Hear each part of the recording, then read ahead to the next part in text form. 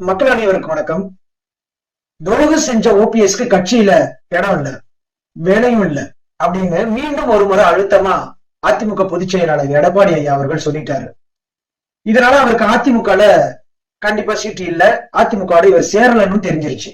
ஆனா என்டிஏ கூட்டணி இவரை எதிர்பார்த்துக்கிட்டு தான் இருக்கு. என்டிஏ மட்டும் இல்லங்க, திமுகவும் எதிர்பார்க்கிறாங்க, புதிதாக வந்த தமிழக வெற்றி கழகமும் எதிர்பார்க்கிறாங்க. இந்த மூன்று அணியுமே ஓபிஎஸ் அவர்களை எதிர்பார்க்க வேண்டிய அவசியம் என்ன? இந்த மூன்று அணிகளுடைய எதிர்பார்ப்புகளுக்கு ஓபிஎஸ் ஐயாவுடைய தரப்புல இருந்து என்ன பதில்? இதைத்தான் இந்த பதிவுல நம்ம பார்க்க போறோம். சோ வீடியோக்குள்ள போறதுக்கு முன்னாடி என்னுடைய சேனல் சரண் பாலிடிக்ஸ் இதை சப்ஸ்கிரைப் பண்ணிக்கோங்க, பெல் பட்டன் கிளிக் பண்ணிக்கோங்க.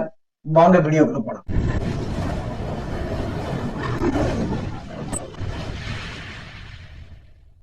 முதல்ல என்டிஏ கூட்டணி ஏன் ஓபிஎஸ் அவர்களை எதிர்பார்க்கிறாங்க? ஏன் அப்படின்னா இப்ப ஓபிஎஸ் அவர்கள் அதிமுக கூட்டணியில இல்ல. சோ இந்த கூட்டணியில இல்லாததுனால இந்த தென் மாவட்டங்கள்ல ஏதாவது வாக்கு வங்கியில ஒரு குழப்பத்தை ஏற்படுத்தி வருவாரா ஓபிஎஸ் அவர்கள் அப்படின்னு அவங்க யோசிக்கிறாங்க. சோ அதனால நீங்க அதிமுக சேரணும்னாலும் பரவாயில்ல, என்டிஏ கூட்டணிக்கு வாங்க. சோ என்டிஏ கூட்டணியில பிஜேபி இருக்கிறதுனால பிஜேபிக்கு எதிராக இருக்க மாட்டாரு அப்படின்ற ஒரு நம்பிக்கையில தான் அதிமுக இல்லைன்னாலும் இங்க என்டிஏ கூட்டணிக்கு வாங்க அப்படின்னு எதிர்பார்க்கறாங்க.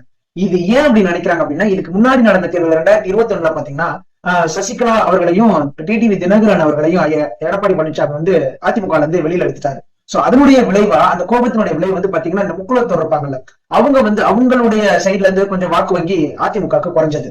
அதாவது அப்ப வன்னியர்களுக்கும் இடஒதுக்கீடு பாத்தீங்கன்னா 10.5% அப்படின்னு சொல்லி அறிவிச்சிருந்தாரு. சோ இந்த மாதிரியான சில விஷயங்கள் அதிமுக பிளஸ் பிஜேபி கூட்டணிக்கு 55 தொகுதியில 18 தொகுதிகள் மட்டுமே ஜெயிக்கக்கூடிய அளவிற்கு வாக்கு வங்கி அந்த அளவுக்கு ரொம்ப ஒரு குழப்பத்தை ஏற்படுத்தினார். அப்படின்னா அதுல டிடிவி தினகரன் அப்படிங்கிறவருக்காக தான் நிறைய ஓட்டு இங்க அதிமுக குறைஞ்சது. சோ அந்த மாதிரி ஒரு சூழ்நிலை மீண்டும் வந்துடக்கூடாது, ஓபிஎஸ் அவர்களால வந்துடக்கூடாது அப்படின்னு இவங்க என்ன நினைக்கிறாங்கன்னா, அங்க இல்லைனாலும் பரவாயில்ல என்டிஏ கூட்டணிக்கு வாங்க அப்படின்னு நினைக்கிறாங்க. அடுத்ததா பாத்தீங்கன்னா டிஎம்கே, ஆளுங்கட்சி டிஎம்கே என்ன நினைக்கிறாங்கன்னா, இப்போ அவங்க இவ்வளவுதான் வலுவான ஒரு கூட்டணி அமைச்சுக்கிட்டு வந்தாலும், நிறைய ஒரு திட்டங்கள் செஞ்சாலும், வெற்றி பிரகாசமா இருக்குன்னு சொல்லிக்கிட்டாலும், புதிதா வந்த தமிழக வெற்றி கழகத்தால அவங்களுக்கு ஒரு கணக்கம் இருந்துகிட்டு தான் இருக்கு. எங்கடா எங்கேயாச்சும் இந்த இளைஞர்கள் ஓட்டு ஃபுல்லா அந்த பக்கம் போகிற மாதிரி இருக்கு, பெண்கள் ஓட்டு ஃபுல்லா போயிருவோம் அப்படின்னு என்ன பண்ணணும்னு தெரியாம இது மாதிரியான கொஞ்சம் பெரிய பெரிய ஆட்கள் தனித்தனியா உதிரியா இருக்கிறவங்க எல்லாம் இணைக்கிறதுக்கான வேலையில பாக்குறாங்க. இதுல முக்கியமா பார்த்தோம்னா வைத்தியலிங்கம் அப்படிங்கிறவர் ரீசெண்டா டிஎம்கேல சேர்ந்தாரு. இவர் டிஎம்கேல சேர்ந்ததுனால இந்த டெல்டா மாவட்டங்கள்ல பாத்தீங்கன்னா இவங்களுடைய அந்த வாக்கு வங்கி அப்படிங்கிறது கொஞ்சம் ஒரு கான்பிடென்டா ஆயிருக்கு திமுக. அதே மாதிரியே இவர் ஓபிஎஸ் அவர்களை தங்களுடைய கட்சியில சேர்த்துக்கிட்டு இவங்க என்ன நினைக்கிறாங்கன்னா, தென் மாவட்டங்கள்ல கொஞ்சம் நிலைநாட்டிடலாம் அப்படின்னு திமுகவுக்கு ஒரு நம்பிக்கை இருக்கு. அதனால திமுகவும் கொஞ்சம் ஓபிஎஸ் அவர்கள் நம்ம பக்கம் வருவாங்களா அப்படின்னு எதிர்பார்க்கிறாங்க. ஆனா ஓபிஎஸ் அவர்களுக்கு திமுக பக்கம் போறதுல ஒரு சின்ன தயக்கமும் இருக்கு. இது எல்லாருக்கும் தெரிஞ்சதுதான், அதுவும் இல்லாம நியாயமானதும் கூட தான்.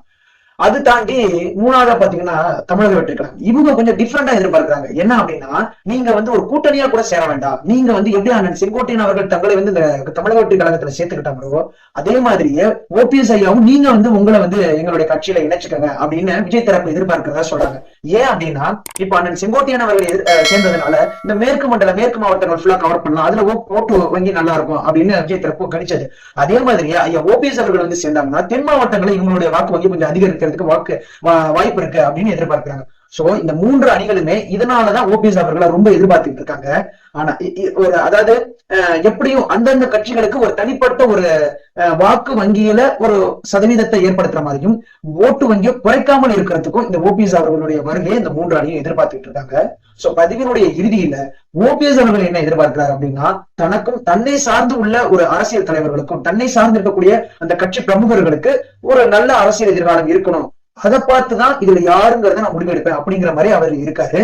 சோ அவர் என்ன முடிவெடுக்க போறாரு அப்படிங்கிறது தெரியல. அதனாலதான் அவர் தடுமாறிக்கிட்டு கொஞ்சம் தாமதமா ஆயிட்டு இருக்கு. இருந்தாலும் தேர்தல் ரொம்ப சீக்கிரம் நெருங்கி வந்துட்டு இருக்கிறதுனால ஐயா சீக்கிரம் முடிவெடுக்க வேண்டிய நேரத்துல இருக்காரு. சோ என்ன மாதிரி முடிவெடுக்க போறாரு, அவர் எடுக்கக்கூடிய முடிவு எந்த அணிக்கு பலமா இருக்க போது, எந்த அணிக்கு பலவீனமா இருக்க போது, இது எல்லாத்தையும் பொறுத்திருந்து பார்க்கலாம். இந்த பதிவு உங்களுக்கு கண்டிப்பா பிடிச்சிருக்குன்னு நினைக்கிறேன். இதே மாதிரி நிறைய பாலிடிக்ஸ் செய்திகளை நம்மளுடைய சேனல்ல பார்க்கலாம். சோ சேனலை சப்ஸ்கிரைப் பண்ணிக்கோங்க. நன்றி நண்பா.